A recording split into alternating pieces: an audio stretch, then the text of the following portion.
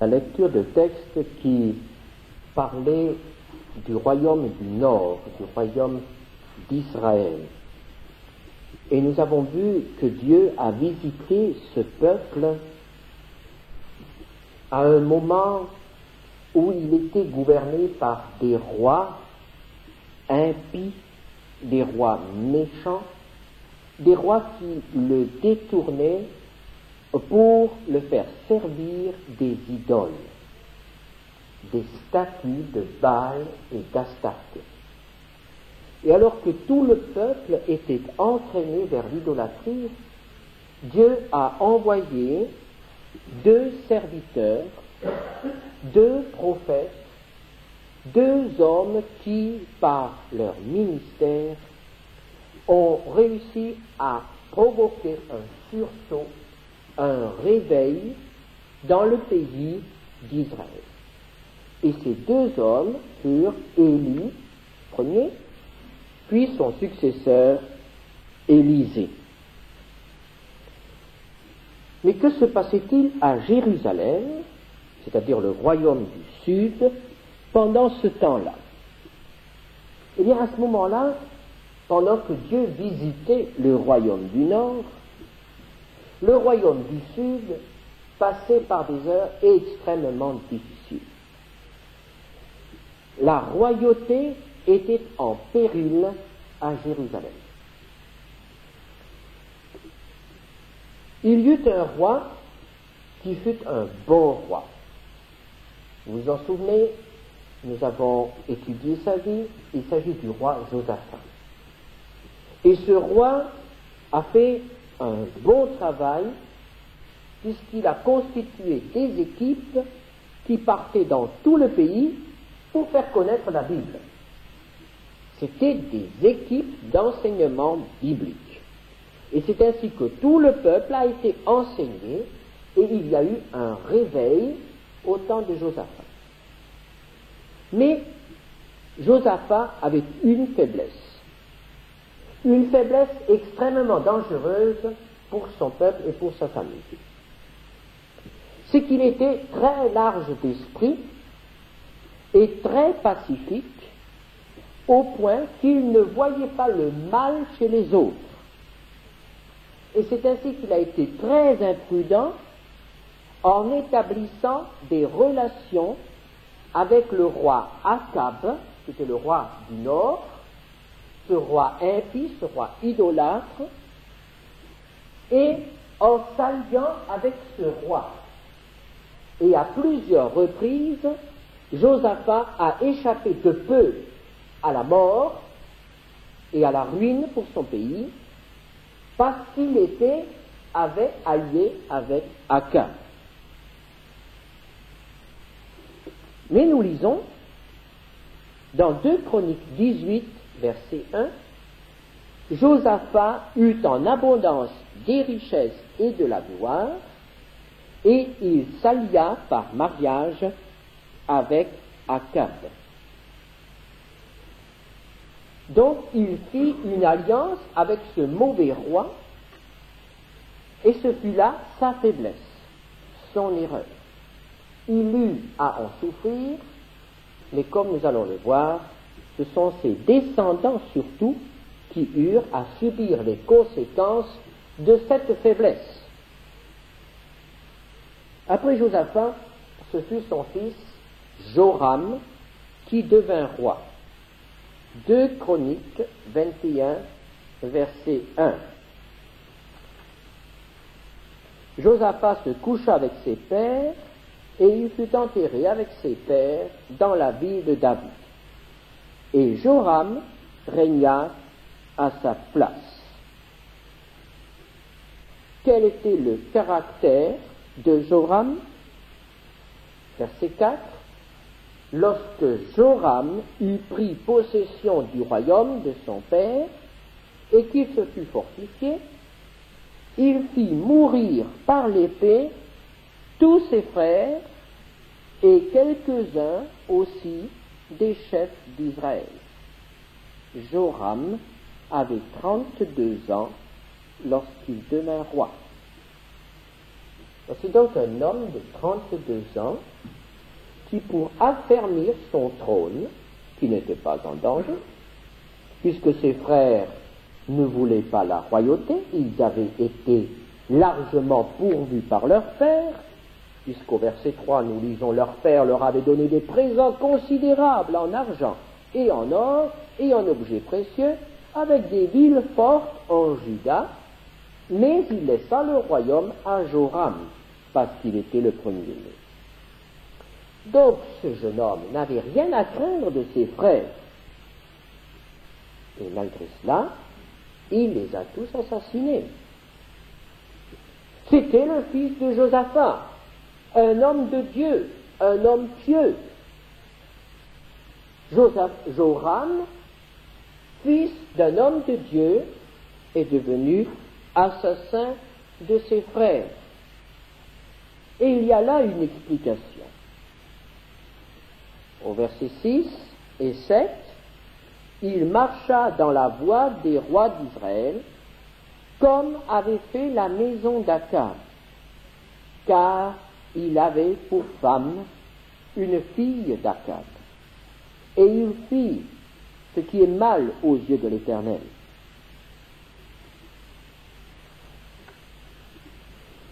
Josaphat, son père, lui avait donné une fille d'Akab pour femme.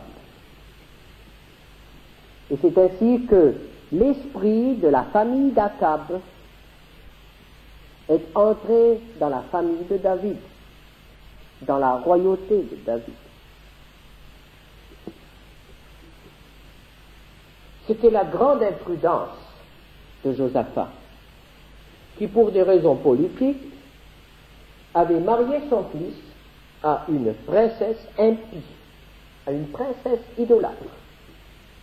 Et il a fait entrer ainsi un autre esprit dans la famille. Et nous voyons immédiatement les conséquences de cet autre esprit, qui est un esprit de meurtre. Nous savons qu'Akab n'a pas hésité à tuer tout ce qui le gêne dans son royaume. Akab était aussi fils d'un assassin. Cet esprit de meurtre a pénétré dans la famille descendant de David. Donc ce roi Joram détruit tous ses frères. Il reste seul de la maison de David. Mais Dieu ne le châtie pas. Il aurait mérité d'être châtié. Dieu ne le châtie pas en souvenir de David. Verset 7. Mais l'Éternel ne voulut point détruire la maison de David à cause de l'alliance qu'il avait traitée avec David et de la promesse qu'il avait faite de lui donner toujours une lampe à lui et à ses fils. Ainsi, par amour pour David et par en souvenir de lui, Dieu garde cette lignée, même si c'est une lignée impie. Joram régna 8 ans. Et Akazia, son fils, devint roi. Chapitre 22, verset 1er. Les habitants de Jérusalem firent régner à sa place Akazia, son plus jeune fils, car la troupe venue au camp avec les Arabes avait tué tous les plus âgés. Ainsi régna Akazia, fils de Joram, roi de Juda. Akazia avait 42 ans lorsqu'il devint roi, et il régna 1 an à Jérusalem. Sa mère s'appelait Athalie, fille d'Omri. Il marcha dans les voies de la maison d'Akab, car sa mère lui donnait des conseils impies. Il fit ce qui est mal aux yeux de l'Éternel, comme la maison d'Akab, où il eut après la mort de son père des conseillers pour sa perte.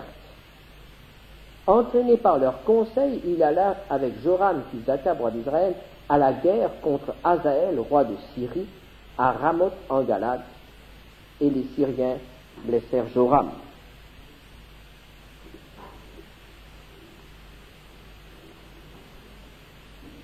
Joram s'en retourna pour se faire guérir à Jizréel des blessures que les Syriens lui avaient faites à Rama, lorsqu'il se battait contre Hazaël, roi de Syrie.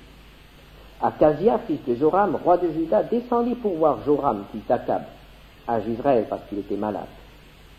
Par la volonté de Dieu, ce fut pour sa ruine qu'Akazia se rendit auprès de Joram.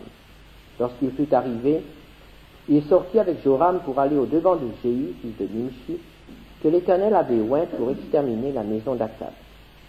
Et comme Jéhu faisait justice de la maison d'Akab, il trouva les chefs de Juda et les fils et frères d'Akazia, qui étaient au service d'Akazia, et il les tua.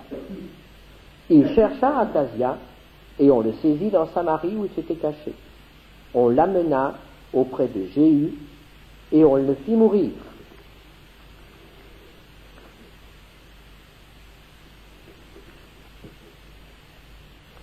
Akazia régna 1 an à Jérusalem. Et cette année suffit pour manifester ce qui était en lui. Sa mère était fille d'Akab. Sa mère était Athalie. Et il suivait les mauvais conseils de sa mère. Et il s'adonna à toute l'idolâtrie, à toute la méchanceté de la maison d'Akab. Parce qu'il suivait les mauvais conseils de sa mère. Et il s'agit toujours de la même femme. Il s'agit toujours de cette femme que Josaphat prit pour son fils.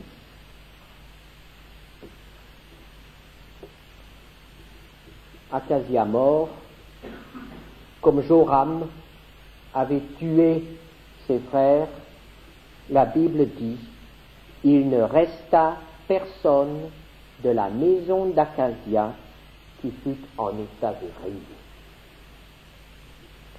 En l'espace de quelques années, de 9 ans, tous les hommes, tous les adultes de la maison royale étaient morts. Il n'y avait plus d'hommes qui puissent devenir rois à Jérusalem. Et c'est à ce moment-là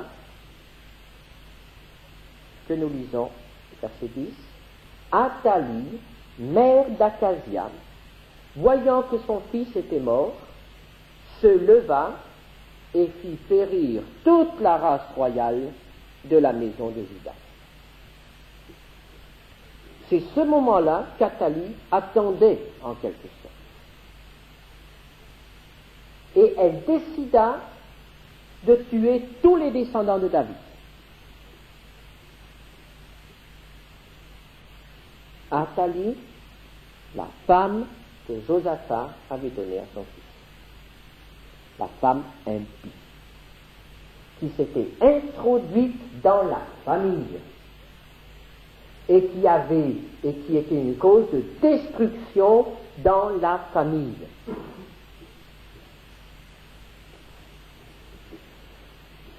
Il a fallu des années pour que ces choses se manifestent au grand jour. Mais quel danger! Voici cette femme qui détruit tous les descendants de David. Or, Dieu avait dit à David, dans 1 Roi 8, verset 25, « Tu ne manqueras jamais devant moi d'un successeur assis sur le trône d'Israël. » C'était un engagement que Dieu avait pris envers David. Et voici cette femme qui détruit tous les descendants de David. Et Dieu avait préservé Joram, l'assassin, justement parce qu'il était resté fidèle à son engagement. Et nous voyons comment Athalie s'est attaquée à la dynastie de David. Et en réalité, il s'agit là d'une attaque de Satan contre le plan de Dieu, contre la parole de Dieu et contre le plan de Dieu. Car Dieu s'est engagé à susciter le Sauveur, le Messie de la famille de David.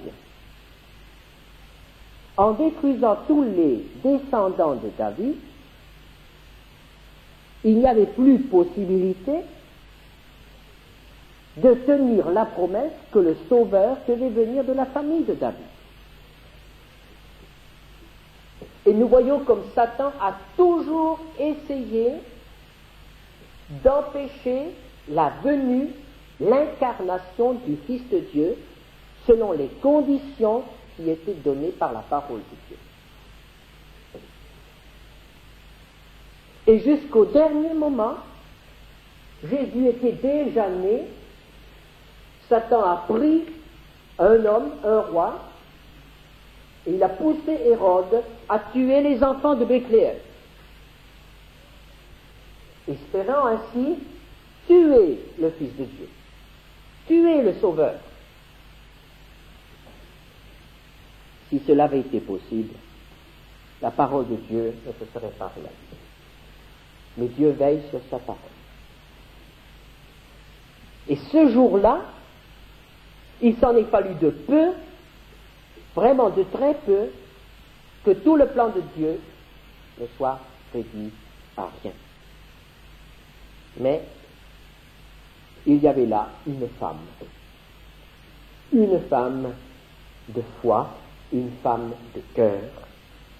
Et nous lisons verset 11, « Mais Jochebed, fille du roi, pas du roi Achazias, du roi Joram, prit Joas, fils d'Achazias, et l'enleva du milieu des fils du roi, quand on les fit mourir. Elle le mit avec sa nourrice dans la chambre d'Élie. Ainsi, Jochebed, fille du roi Joram, femme du sacrificateur Jéhojada et sœur d'Achazias, le déroba au regard d'Athalie, qui ne le fit point mourir. Cet enfant, Joas, avait 1 an lorsqu'il fut sauvé de l'épée. 1 an. Il restait, lui, un bébé d'1 an, l'unique maillon qui permettait à Dieu de tenir sa promesse. Et qui permettait à la dynastie de David de continuer. Mais personne ne le savait. Et il est fort possible que dans le pays, bien des croyants étaient profondément découragés et même troublés en sachant que la famille de David était exterminée, qu'il n'y avait plus de survivants. Ils ignoraient que Dieu avait préservé un bébé d'1 an. Et pendant 6 ans, ils ont pu croire que Dieu ne tenait pas ses engagements. Et pendant 6 ans, ils ont pu croire qu'Athalie avait triomphé. Ils ont pu croire que le mal avait été plus fort que le bien. Et ils ont pu se décourager. Nous voyons que c'est vraiment par l'œuvre de Dieu que la dynastie de David a été préservée. Ce bébé d'1 an était vraiment sans défense. Il ne pouvait rien faire contre l'épée des gardes d'Athalie. Il était à la merci du premier venu. Et pourtant, c'est par lui que l'œuvre de Dieu, le plan de Dieu s'est poursuivi, s'était réalisé. Dieu veille sur les petits. Verset 12, il resta 6 ans caché avec eux dans la maison de Dieu. Et c'était Athalie qui régnait dans le pays. Extérieurement, Athalie régnait. D'une manière cachée, Dieu poursuivait son plan. Dieu avait prévu sa succession. Il y avait là un petit enfant, caché dans un lieu où personne, et surtout pas Athalie, n'allait le chercher. Caché dans le temple, dans la maison de Dieu. Dieu l'a pris chez lui, sous sa protection. Pendant 6 ans, il a été à l'abri. Et pendant 6 ans, il a été enseigné par son vieil oncle, le souverain sacrificateur, Jéhoshada.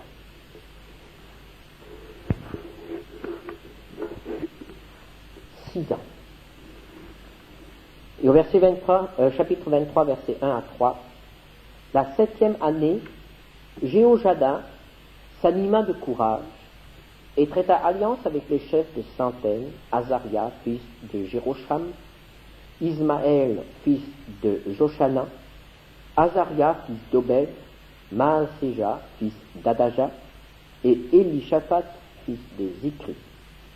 Ils parcoururent Juda et ils rassemblèrent les Lévites de toutes les villes de Juda et les chefs de famille d'Israël, et ils vinrent à Jérusalem.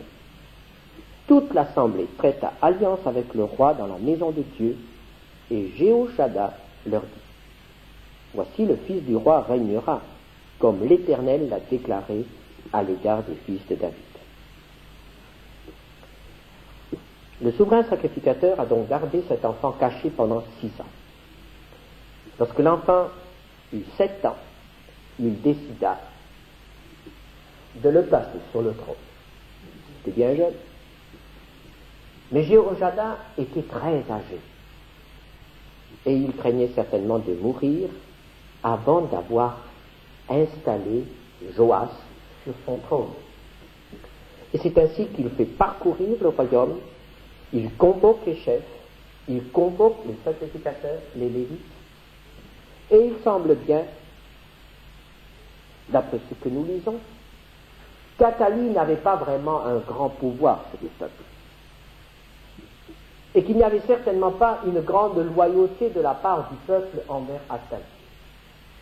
Je ne peux pas me représenter cela autrement, car comment faire des assemblées, comment rassembler tous les chefs sans qu'Athalie et sa police s'en aperçoivent? C'est qu'il n'y avait pas de contact. C'est que le peuple résistait passivement à cette reine qui n'était pas sa reine, qui n'était pas une reine légitime. C'était une étrangère. Et alors, le complot a lieu. On installe Joas, on le sacre roi, et nous lisons chapitre 23, versets 12 et 15. Athalie entendit le bruit du peuple accourant et célébrant le roi, donc la ville est en mouvement, et elle ne sait toujours rien. Et elle vint vers le peuple à la maison de l'Éternel. Elle regarda, et voici le roi se tenait sur son estrade à l'entrée. Les chefs et les trompettes étaient près du roi. Tout le peuple du pays était dans la joie, et l'on sonnait des trompettes, et les chantres avec les instruments de musique dirigeaient les chants de louange. Athalie déchira ses vêtements et dit: Conspiration, conspiration. Alors le sacrificateur Jéhoshada, faisant approcher les chefs de centaines qui étaient là à la tête de l'armée, leur dit: Faites-la sortir en dehors des rangs, et que l'on tue par l'épée quiconque la suivra. Car le sacrificateur avait dit: Ne la mettez pas à mort dans la maison de l'Éternel. On lui fit place et elle se rendit à la maison du roi par l'entrée de la porte des chevaux. C'est là qu'ils lui donnèrent la mort.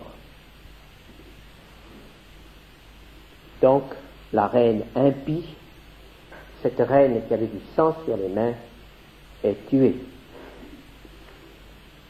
Puis, le sacrificateur Jéhoshada traite alliance avec le peuple. 2 Chroniques 23, versets 16 à 17. Jéhoiada traita entre lui, tout le peuple et le roi, une alliance par laquelle il devait être le peuple de l'Éternel. Tout le peuple entra dans la maison de Baal, et ils la démolirent. Ils brisèrent ses autels et ses images, et ils tuèrent devant les autels Mathan, prêtre de Baal. Et c'est là qu'eut lieu ce début du réveil, cette alliance qui est traitée entre le peuple d'une part, le roi d'autre part, et l'Éternel. Jéhoiada sait très bien que le royaume, la royauté sera affermie seulement si Dieu bénit. Et Dieu ne bénira que si le peuple revient à lui. Et le peuple est revenu à l'Éternel, de tout cœur, avec joie. Et Jéhoiada traite alliance avec le peuple, entre le peuple et l'Éternel. Nous voyons qu'il agit là comme un homme sage. Puis il réorganise le service dans le temple. C'est ainsi que Joas, un enfant de 7 ans, devint roi à Jérusalem. Que fera cet enfant?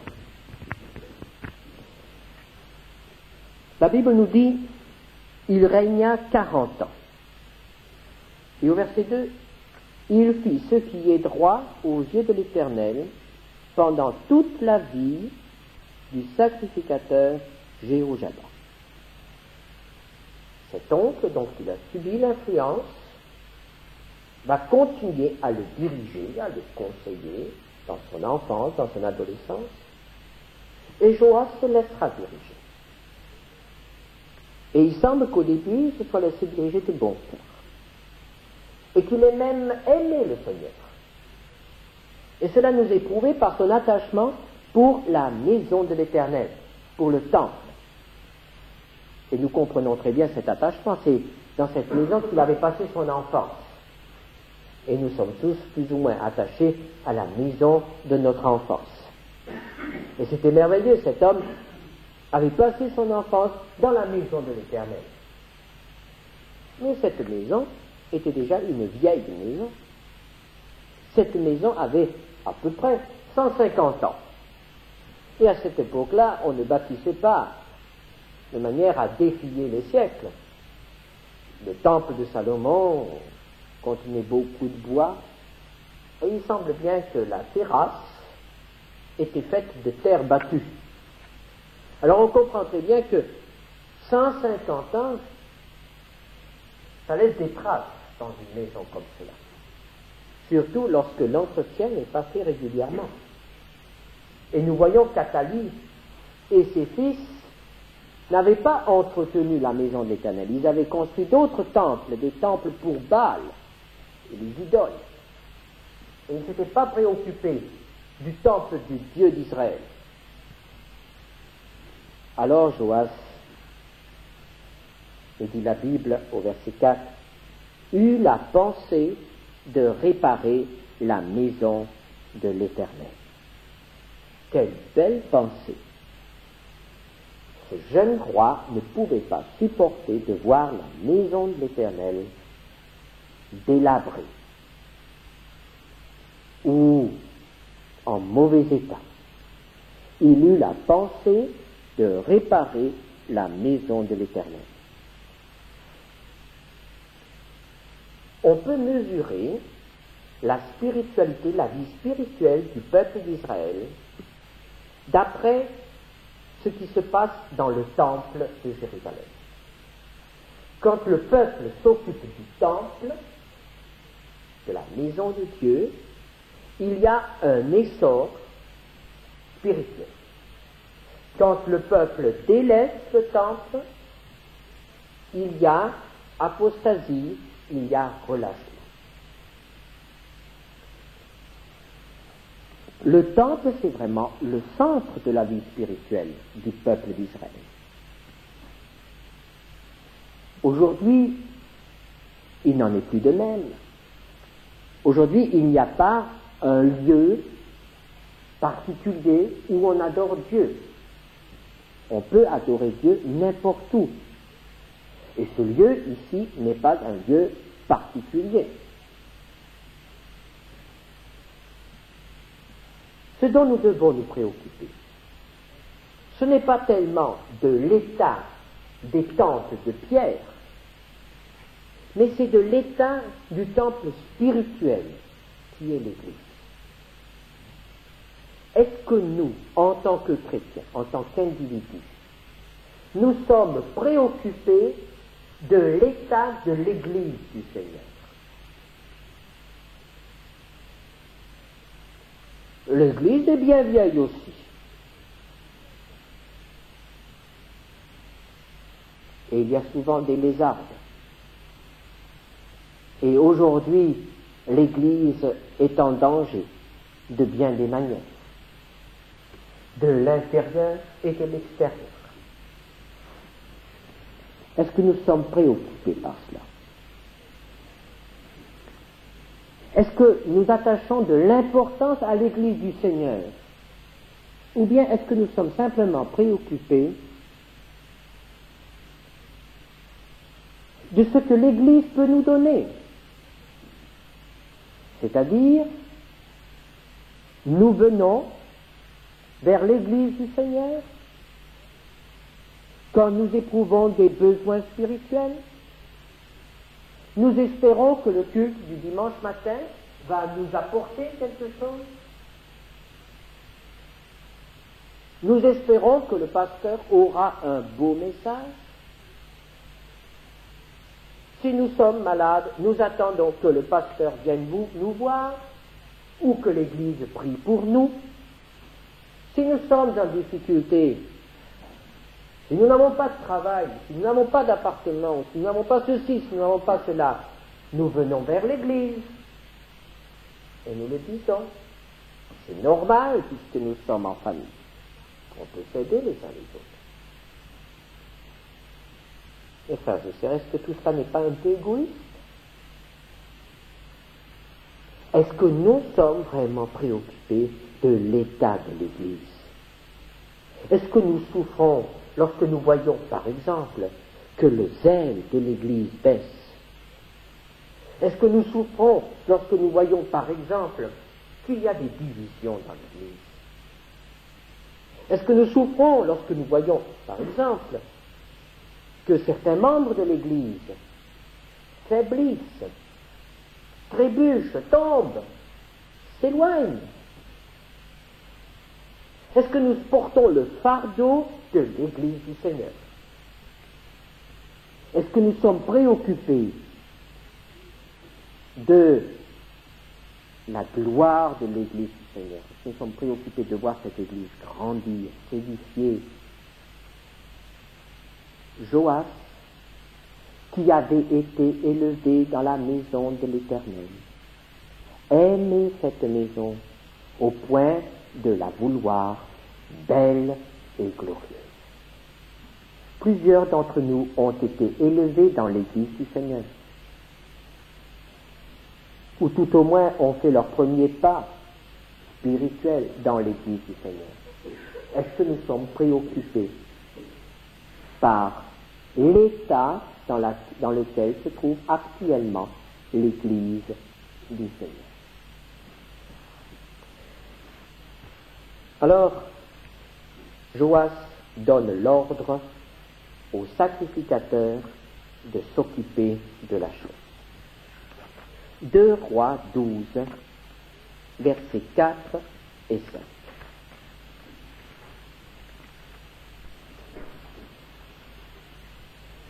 Joas dit aux sacrificateurs: tout l'argent consacré qu'on apporte dans la maison de l'Éternel, l'argent ayant cours, savoir l'argent pour le rachat des personnes, d'après l'estimation qui en est faite, et tout l'argent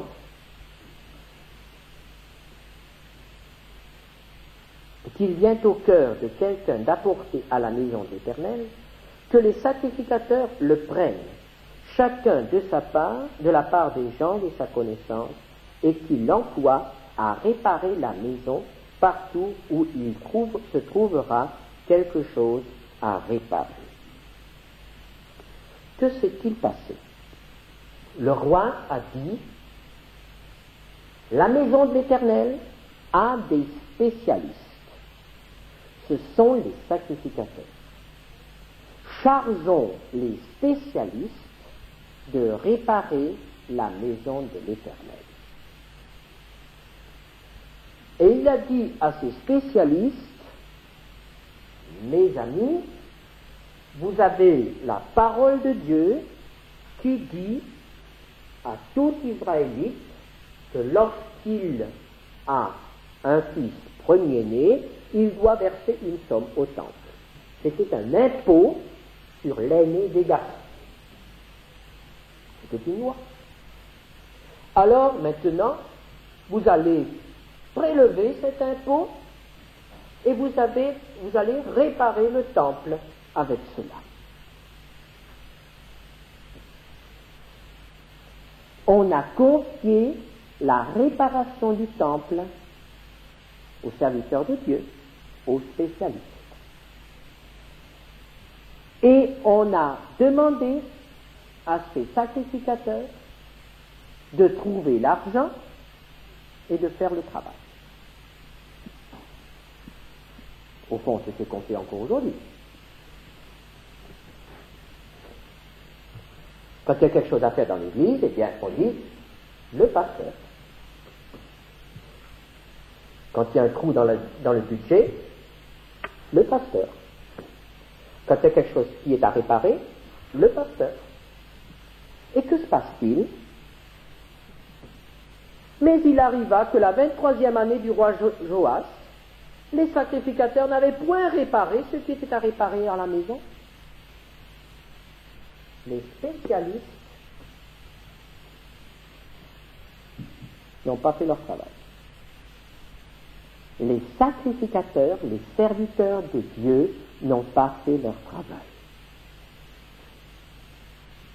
Et vous me direz, c'est vrai, les pasteurs ne font pas leur travail. Ça n'a pas changé. C'est vrai. C'est vrai. Et ça ne pouvait pas marcher, mes amis. Ça ne pouvait pas marcher.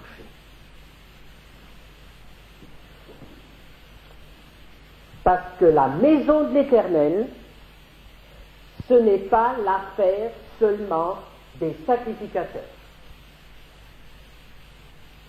Et le roi ne pouvait pas simplement se débarrasser sur les sacrificateurs des soins de la maison de l'Éternel. Et les affaires de l'Église, ce ne sont pas les affaires des spécialistes, ni pasteurs, ni missionnaires, ni évangélistes. Mais c'est l'affaire de tout le peuple. Et alors, on a fait un autre arrangement. 2 Rois 12, 2 Rois 12, versets 7 et 8. Le roi Joas appela le sacrificateur Jéhojada et les autres sacrificateurs et leur dit, pourquoi n'avez-vous pas réparé ce qui est à réparer à la maison? Maintenant vous ne prendrez plus l'argent de vos connaissances, mais vous le livrerez pour les réparations de la maison. Les sacrificateurs convinrent de ne pas prendre l'argent du peuple et de n'être pas chargés des réparations de la maison. Ce n'était pas leur travail. Alors le sacrificateur Jéhojada prit un coffre, perça un trou dans son couvercle et le plaça à côté de l'autel à droite, sur le passage par lequel on entrait à la maison de l'Éternel. Les sacrificateurs qui avaient la garde du seuil y mettaient tout l'argent qu'on apportait dans la maison de l'Éternel. C'est différent. Les sacrificateurs n'avaient pas à s'occuper de ces questions-là. C'était l'affaire de tout le peuple. Et le coffre a été placé là, sur le chemin de tous ceux qui entraient dans la maison de l'Éternel, à un endroit bien en vue.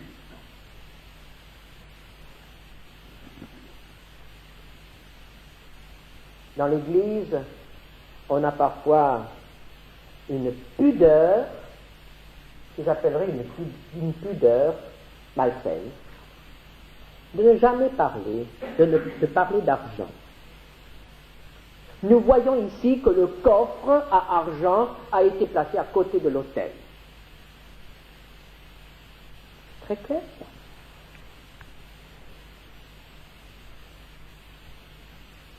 On a tellement peur de choquer le peuple quand on parle d'argent. Est-ce que le peuple a été choqué ici? Lisons. 2 Chroniques 24, versets 8 à 14. Alors le roi ordonna qu'on fît un coffre et qu'on le plaça à la porte de la maison d'Éternel en dehors. Et l'on publia dans Juda et dans Jérusalem qu'on apporta à l'Éternel l'impôt mis par Moïse, serviteur de l'Éternel sur Israël dans le désert. Tous les chefs et tout le peuple se révoltèrent. C'est ça? Regardez dans votre Bible. Que font-ils? Tout le peuple se réjouit. Ils se sont réjouis qu'il y avait maintenant un coffre où l'on pouvait mettre l'argent. Et que ce n'était plus la poche des sacrificateurs qui recevaient leur argent. Il y avait un coffre. Ils s'en réjouirent et l'on apporta et jeta dans le coffre tout ce qu'on avait à payer. Quand c'était le moment où les Lévites, voyant qu'il y avait beaucoup d'argent dans le coffre, devaient le livrer aux inspecteurs royaux, le secrétaire du roi et le commissaire du souverain sacrificateur venaient vider le coffre. Ils le prenaient et le remettaient à sa place, ils faisaient ainsi journellement et ils recueillirent de l'argent en abondance. Le roi et Jéhoiada le donnaient à ceux qui étaient chargés de faire exécuter l'ouvrage dans la maison de l'Éternel et qui prenaient à gage des tailleurs de pierre et des charpentiers pour réparer la maison de l'Éternel, et aussi des ouvriers en fer et en airain pour réparer la maison de l'Éternel. Ceux qui étaient chargés de l'ouvrage travaillèrent et les réparations s'exécutèrent par leurs soins. Ils remirent en état la maison de Dieu et la consolidèrent. Lorsqu'ils eurent achevé, ils apportèrent devant le roi et devant Jéhoiada le reste de l'argent, et l'on en fit des ustensiles pour la maison de l'Éternel, des ustensiles pour le service et pour les holocaustes, des coupes et d'autres ustensiles d'or et d'argent. Il y a eu de l'argent. Il y en a eu de trop. Il y en a eu suffisamment pour réparer, pour consolider, pour travailler, pour faire des instruments de travail, pour servir le Seigneur et pour faire encore des réserves dans le temple. Pourquoi cela? Parce qu'on s'est adressé au peuple et parce que le peuple a pris la chose à cœur. Ce n'était plus l'affaire des spécialistes, c'était l'affaire du peuple. Et quand le peuple prend la chose à cœur, il se passe quelque chose. Ce sont là des lois spirituelles. Et si nous n'en tenons pas compte aujourd'hui, nous ferons les mêmes expériences, c'est-à-dire qu'il n'y aura pas de résultat. Le temps a passé très vite ce soir, c'est peut-être plus lent que l'autre soir. Nous arrivons rapidement à la fin. La Bible nous dit que Joas marcha avec l'Éternel durant toute la vie de Jéhoiada. Et Dieu a prolongé la vie de cet homme. Il a prolongé jusqu'à 130 ans. Et ainsi Joas a eu pendant assez longtemps un véritable tuteur auprès de lui. Mais la mort a frappé. Jéhoiada mourut. Et au verset 17, nous lisons: après la mort de Jéhoiada, les chefs de Juda vinrent se prosterner devant le roi. Alors le roi les écouta.